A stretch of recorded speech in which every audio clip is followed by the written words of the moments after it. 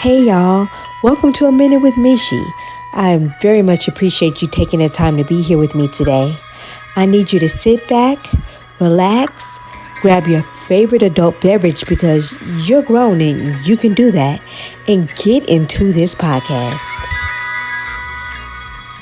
Everybody wants to know.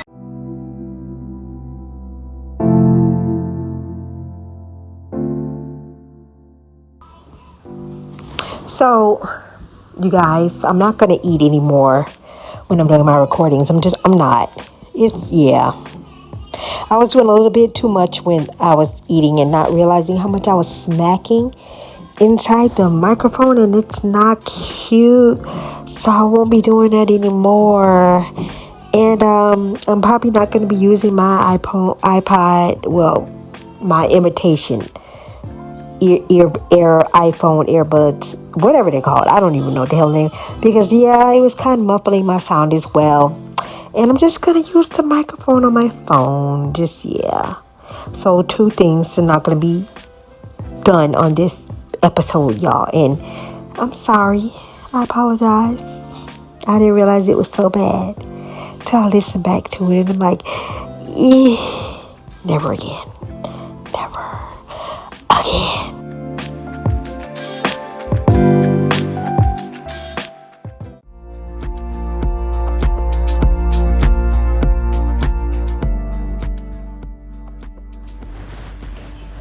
By the way, if you're still looking for a job, don't worry, the jobs are not up.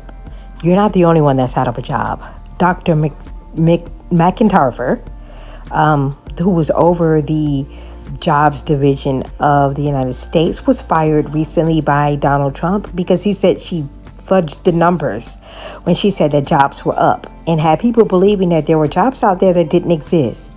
Well, I was one of the first people, if not, I was one of the first people to go viral for telling people that jobs are not up and those are all lies. Because I've been looking for a job for a long time, and it doesn't help that I'm disabled, on top of it, that the jobs are not up. And I was right. I did not lie. But I'm a small fish in a big pond, so of course nobody really paid attention to what I was saying. But I told y'all the jobs were not up. Do not believe the stuff that you see in the media. And with people not getting jobs and making noise about it, I guess they finally had to come forward and tell y'all that their jobs are not up. That lady lost her job. Yeah. And he used her as a scapegoat because if anybody lied, it would have been him telling her to lie. Because supposedly she lied because when Kamala Harris, of course they're always going to figure out a way to drag Kamala Harris into it.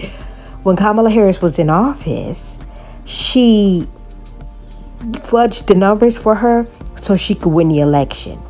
What? It doesn't even sound real because it's not real, and it makes zilch sense.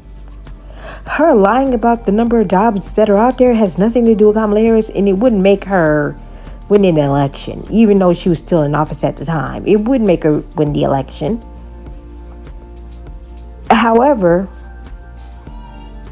when she didn't make the office and Trump made the office and the numbers were still being fudged, well, why were the numbers still being fudged then? You gotta make this shit make sense. The numbers were being fudged because you asked her to fudge the numbers. It had nothing to do with Kamala Harris. But you thought, because dragging her name into it, because you know that so many hateful people hate her because of them being hateful people, that it was going to look good on your case. And you said, well, I might as well drag Kamala into it because, let me deflect. And that was going to work. Yeah. If y'all don't see the forest through the trees, I don't know what to tell you. I don't know what to tell you. Kamala Harris had nothing to do with you lying about the number of jobs that are not actually out there. That was all on you, buddy. That was all on you, Agent Orange. All on you. Y'all, this is... you just cannot make this shit up for the world.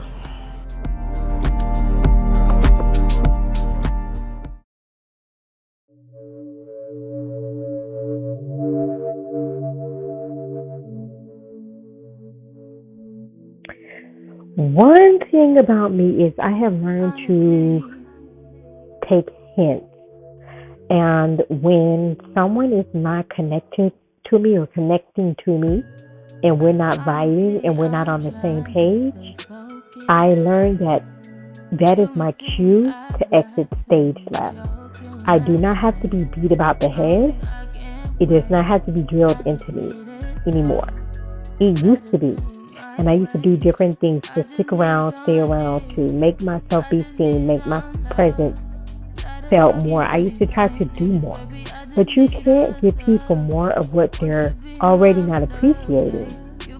Because you have people out there, not all people, of course, people out there who will take advantage of that, people out there who will use you, play you, and do all the things. And we don't want that to happen to us, correct? Like we're not going in that direction. We want something different for ourselves. So like we can't be like, oh, I was trying to make him, or I was trying to make her, or feel a certain way, or trying to show them. No, my love. If they're already not checking for you and vibing with you, then you can't make them. Man, I'm telling you. And that's kind of a situation I'm dealing with now, and I see that. Listen, I was putting forth energy, and it's like I shouldn't have to really have the conversation because you can kind of see. But I feel like as intelligent as that person was, that they didn't see or they did not want to see. So that was my cue to be like, oh, yeah, Mishy, you need to get it. That person's not feeling the same way. And, well, I should say he, because I only date he, but you guys know that. I've said that a million times. I don't think I need to clarify that, but if this is your first time listening, it is a he. And, yeah, it wasn't my time to shine at that moment, because I haven't liked anybody in a really long time, and I guess by me not wanting to really put myself out there too much, I didn't go full force with it. So I don't feel like this emptiness or this hurt or this rejection, because they say rejection is protection, but I don't think I was being protected from anything negative. With this person, I just feel like they rejected me in their own way, and I'm fine with that, because like they say, no response is a response. Say it with me, y'all. No response is a response. You don't need dissertation. You don't even need cliff notes. If they don't respond, baby, that's your response. That's your answer right there. That's all you need to know. That's all you need to know. They're not checking for you. Not on the same page. And yeah. So yeah. They're not on the same page as you, baby. So with that being said, you gotta kind of pull back the reins. Baby, it's not checking for you. Baby, it's not checking for you. Go in another direction or go in no direction. But you can't keep going in that direction, because they're not checking for you. Yeah, accept it. And like I said, I've gotten better with that over the years. I don't always feel like I gotta go into this immediate depression or hurt, or feel like I'm not good enough or something wrong with me, because there's nothing wrong with me. There's nothing even wrong with the other person. They just didn't feel that connection, and that's fine. We don't feel connections to everybody on the same kind of level that they feel connections with us. That's even in friendships, and I realized that too. Even in friendships, that could be so. It could be that way in friendships. It could be that way in relationships. So, but it is what it is. Sometimes, it is what it is, Bobby. Sometimes y'all just not on the same page. You must think I got to be joking when I say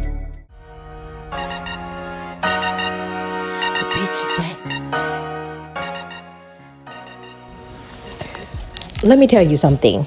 I am not colorist, and I don't have any issues with anybody and their complexion. But what I do have an issue with is people who have issues with people with their complexions. Yeah, I have an issue with that. Because if you are African American, you should be embracing all of our colors and all of our complexions. And you know there are a vast many of them in the African American community. In the African community, period. In the African diaspora, period. Of African American descent, of African descent. We are all different shades. We are different shades. I have dated an African man who's lighter than I was, so we can't go by, oh, he's African or African American. They're going to be this color. That color. No, they're going to be whatever color they are because they're black, and that's how genes work. And genes could make you be any complexion. I believe his father was dark, and his mother might have been like a medium complexion, and he was lighter than both of his parents. Yeah, with curly, thick hair. He was very cute. He is very cute. I'm sure he's still alive, but I don't date him anymore. But we have no beef, but we just don't speak anymore. But yeah, you wouldn't look at him and be like, oh, he's this, that, and the third. You probably would think he was something else. But he's African, very much black. Both parents black. Both parents African. But there was this chick. I don't know her name because I don't care to know her name. She's aggravating and agitating. She's dark skinned. Right? And she clearly feels insecure about herself because she wants people to get on her post and say that she is one of the dark-skinned pretty girls because she started her post off saying, why do y'all make it seem like why do y'all choose the most unattractive, she might have said ugliest, dark-skinned woman and big her up and make her seem like she is so pretty when she's not. When you have all these other dark-skinned women who are attractive and you go and pick this person when they're not. Like, for example, Lupita Nyong'o. Bitch, what? You use gorgeous as Lupita as an example? She said that, my mouth hit the floor like, I know you fucking lying. I know you didn't use Lupita Nyong'o as an example. Really, bitch? And it wasn't that she was unattractive because she was a dark-skinned girl. She was just unattractive because of the things that were coming out of her mouth. That's why she was unattractive. It had nothing to do with her complexion. Her attitude, the things she was saying were all the things that made her unattractive. She really thought she was bigger than the program, and chick, you're not. And there was another girl who made a piece on her. She ate her up. Oh, she ate her up. And she was right when she ate her up because you are not nearly attractive enough to be coming on here coming for Lupita Nyong'o of all people, or much less any other dark-skinned woman and calling them unattractive when your attitude is making you highly unattractive. Like, girl. I was like, the jokes are really writing themselves in this girl's think piece. Because what? Y'all, she was totally... And then, you think she would stop there, right? You think with people eating her up in the comments, eat, she would stop. But no. She had to make yet another think piece in response to the first think piece with people eating her up. And I was like, have you not had enough? You must enjoy this punishment. Like, what? Are you mad? As the British people say, are you mad? Like, what's wrong with you, boo? People are not agreeing with you. They're not in agreement with you. They're not. And the ones who are in agreement with you are just as ignorant as you are, because I can't believe you even said that. And then use Lupita Nyong'o as an example. Girl. You gotta make this make sense. You really do. People choose the wrong people to pick a battle with and pick a battle about. And let me tell you, the internet is not nice. The internet does not play. They ate their girl up. I don't know her name and she don't deserve to shine anyway, but girl, mind your business. Colorism will never be an acceptable thing. Never. I don't care how you try to dress it up. I don't care if you be like, oh, I'm dark skinned too, so I'm talking about dark skinned women. No. You need to be quiet. You sound just as bad as when a biracial person will say something smart about another biracial person who doesn't have the same grade of hair as them, for example. The colorism is still there, and it's still not cute. It's not cute with you or anybody else, and it's not going to be acceptable just because you're dark skinned, love. It's not acceptable anyway. No. Y'all got to do better. I'm not even going to say y'all. People like that have to do better, because it's not y'all. It's not all of us. It's people like that with that stupid mindset. It's so ugly. It's unattractive. That's what's unattractive. Not you as a person, but your attitude. And you might not have been that cute either, but who's to say?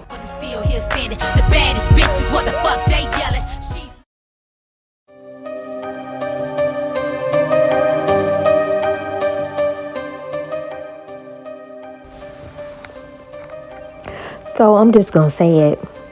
At my big age, I'm okay with not being invited to your milestone events.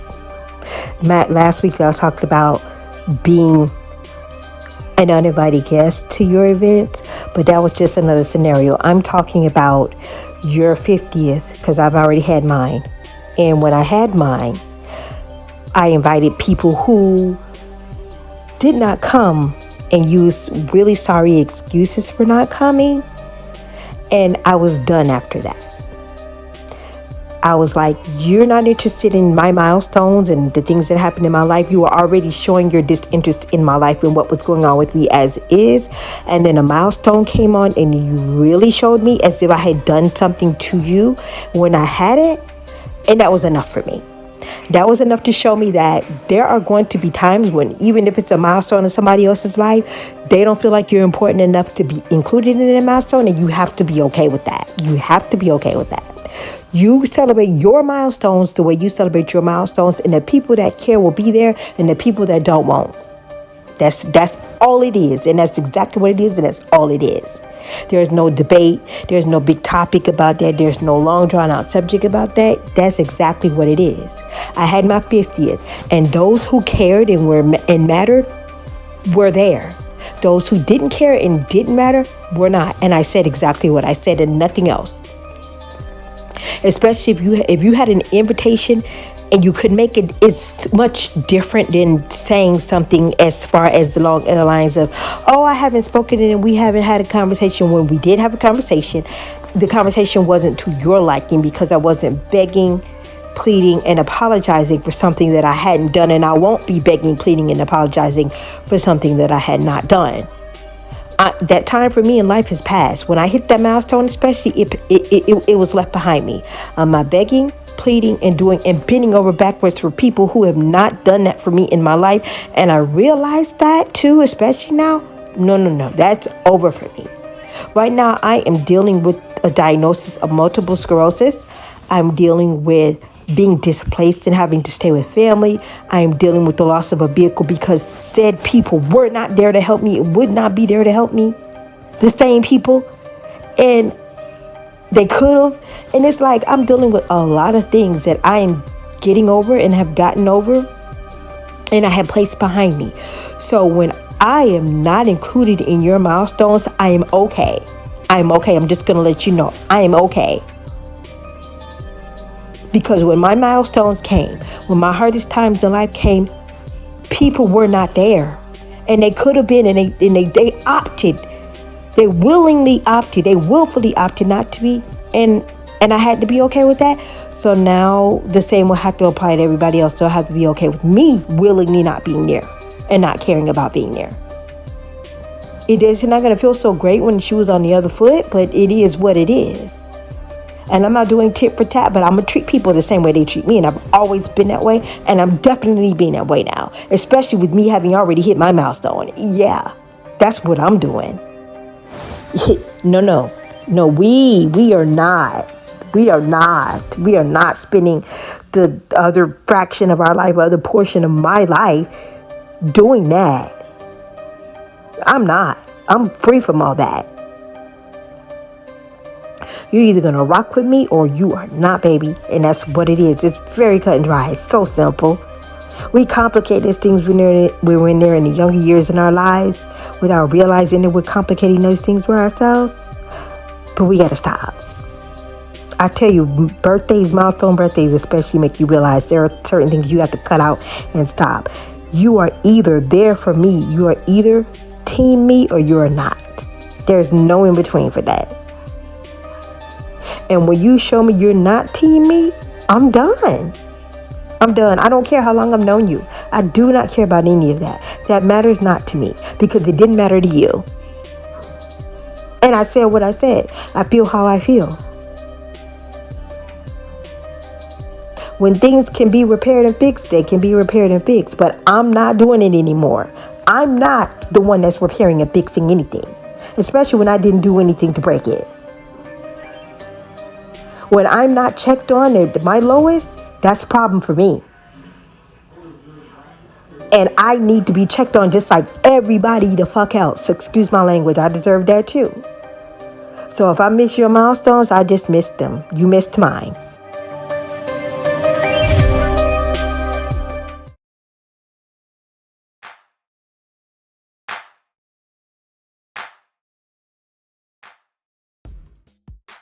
I swear, people genuinely do not care that are in positions to help people. Excuse me. They don't care. Like, they don't care if you have benefits and they get randomly stopped. They don't return phone calls. They don't answer you. They don't return messages. They don't do anything that they're supposed to do because it does not affect them. And I have experienced a lot of this since I have become disabled and have needed assistance from the state. Unfortunately, because I'm not working, I have noticed this. And this is the case with me with everything, with any type of assistance with disability, any type of assistance with cash. I do not get cash assistance. Any type of assistance with food, there's always a problem with me getting assistance with food. I'll get it for a little bit and then it'll stop for some silly reason, for something that wasn't turned in that they think wasn't sufficient enough, and they don't respond and tell you what it is that's not sufficient enough. There is not enough communication, and we are out here suffering, and they don't care. They don't care, y'all. I hate having to rely on anything from any state assistance, any government assistance. I hate that. I really do. I have been out here trying my hardest to get a job, and the jobs are not up. And that's why that lady got fired, because the numbers were fudged for the election, which they say was in the favor of Kamala Harris, but it was not. It was in the favor of Donald Trump. And when he knew his shit was going to hit the fan, he fired that lady. But that still leaves us out here without any type of job or benefits, suffering. Because she lied and said there were jobs that there aren't. They're not existent. They're non-existent. My God, it's crazy out here. I need help. I need help so bad. And I know I have a lot of pride and I don't like to ask for help, but I need help so bad. I do. I'm literally feeding myself and my child, or trying to, and it is difficult, and I need help so bad. I need help so bad. It is insane, and I am very worried and very concerned I will not be able to feed myself or my child after the 19th of this month. I'm so concerned. I neglect myself to make sure that my child has the things she needs. I'm going through so much. I have so much things that need to be done, and so much that I need to do. Like my hair is not done. Like nothing is done on me. And it's like, I don't usually get my nails and stuff done. I usually could do that myself. But my hair is it looks such a mess. And I have locks, so it looks so crazy and dusty right now. Even though it's not dusty, I say dusty, but I keep oiling it. But you could tell it needs to be done really bad. It needs to be done. And that's not even important. It's just as a woman, those kind of things bother you. But it's like, to be able to not feed my child, it's crazy work, man. It's crazy work. And I don't know how to handle this. I don't. People that are in positions that help me have not been there in almost 2 years, if not 2 years. It's crazy. It's crazy. I feel like I'm alone. I don't have any help. I feel like I'm alone. I have one who can and one who won't. One who can't, and one who won't. As far as family, and that's crazy.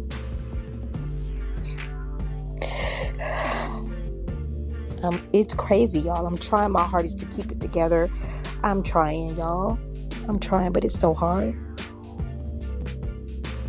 There's so much that I don't talk about, and I just bear it all, and I do it all by myself. I just need help so bad.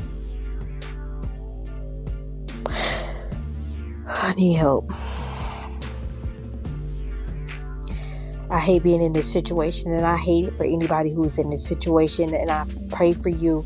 I pray for me, and I just hope that we can all overcome really soon and just be back on our feet and be back on top. I just pray. In God's name I pray. Within the sound of my voice, if you are struggling and going through anything, may God bless us and protect us and keep us and provide. May God do that. In Jesus' name I humbly pray and ask. Amen.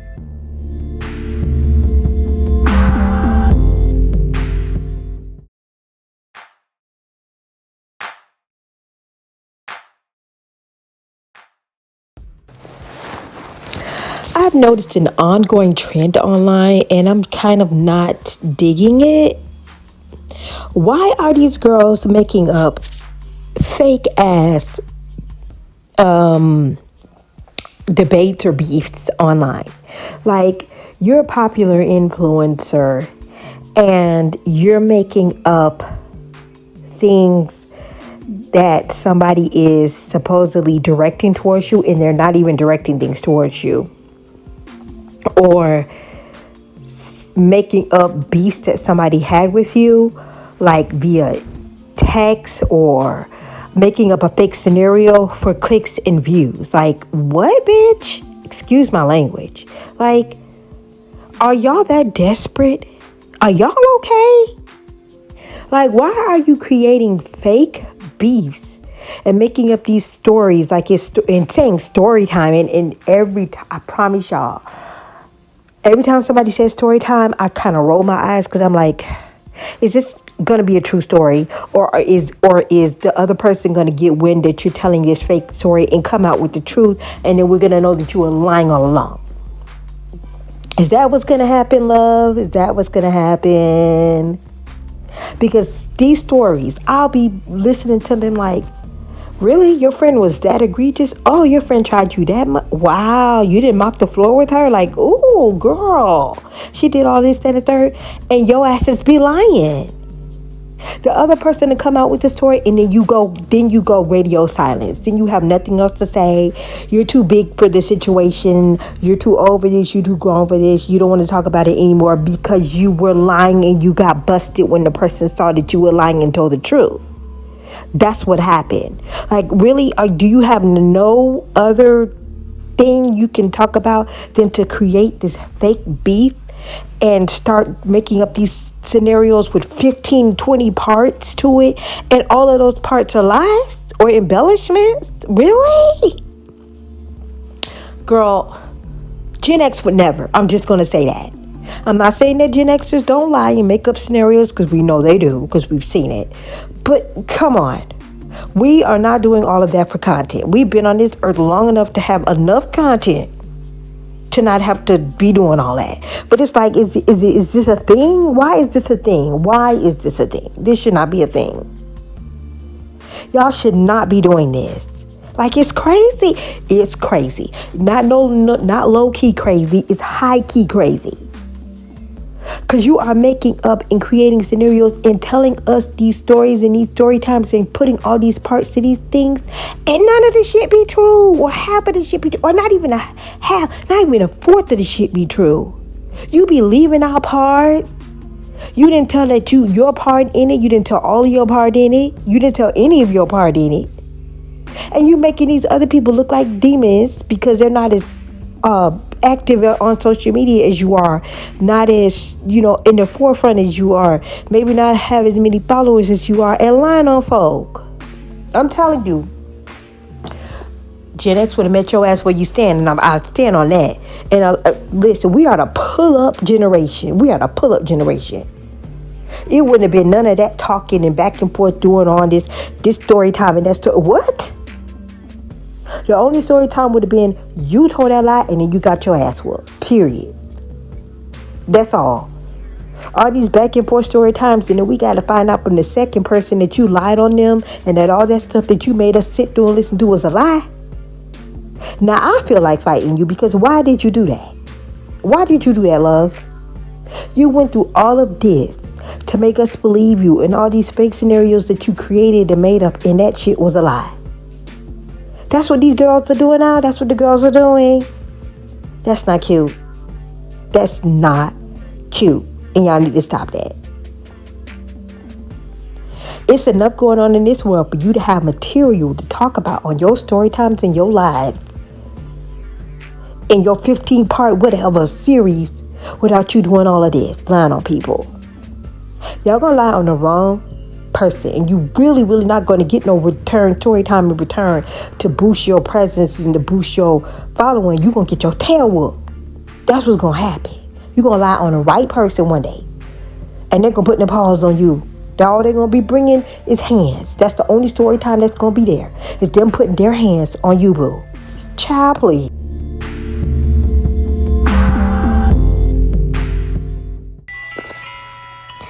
Well, we talked and a time was had by all. I appreciate your presence. It was felt and greatly appreciated. Go out into the world, do good things, and be good people. Remember, good people create good vibes. And I'm out, y'all. Peace.